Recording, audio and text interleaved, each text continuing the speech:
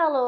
အာယူနဲ့တယောက်ယောက်ကိုမေးခွန်းမေးချင်တယ်ဒါပေမဲ့သူ့ရဲ့အနောက်မှာဘာလိုက်မှမသိဘူးဆိုလို့ဆိုရင်တော့ဒီနေ့10မိနစ်ပဲအချိန်ပေးလိုက်နော်ဒီ10မိနစ်အတွင်းမှာဆိုလို့ဆိုရင်အကုန်လုံးရသွားစေရမယ်အဲ့ဆိုနံပါတ်1ကကြာအာယူရဲ့အနောက်မှာဆိုလို့ဆိုရင် adjective လိုက်တယ်2ကကြာ noun လိုက်တယ်3ကကြာ verb ing လိုက်တယ်4က verb တွေလိုက်တယ်5ကကြာနေရာပေါ့နော် place လိုက်တယ်အဲ့လိုဆိုရင်နံပါတ်1ကိုတစ်ချက်ကြည့်ကြအောင်နော်ဥပမာတစ်ချက်ကြည့်မယ်အာယူရဲ့နောက်မှာ adjective လိုက်တာအဲ့ကြောင့်မင်းပျော်လားအဲ့ကြောင့် are you happy happy ကကြာပျော်ရွှင်တော့အဲ့ကြောင့် are you happy မင်းပျော်လားနှစ်ကကြာ noun လိုက်တာအဲ့ကြောင့် are you a chef မင်းစပူမူလားနံပါတ်3ကကြာတော့ are you plus verb ing ကကြာမင်းတခုလုပ်နေရလားလို့အခုလောဆယ်လုပ်နေရအောင်မေးချင်တဲ့ချိန်မှာသုံးတယ်ပေါ့နော်အဲ့ဆိုလို့ဆိုဥပမာတစ်ချက်ကြည့်ကြအောင်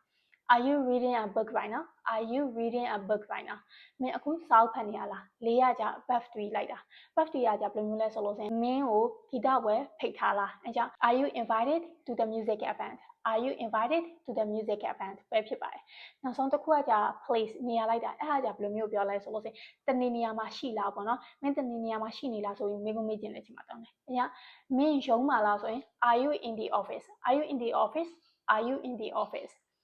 မင်းအိမ်မှာလား Are you at home? Are you at home ပဲဖြစ်ပါတယ်အဲ့ဆိုလို့ဆိုရင်နောက်ထပ်ဗီဒီယိုလေးမှာပြန်လည်ဆုံတွေ့ကြမယ်နော် Bye bye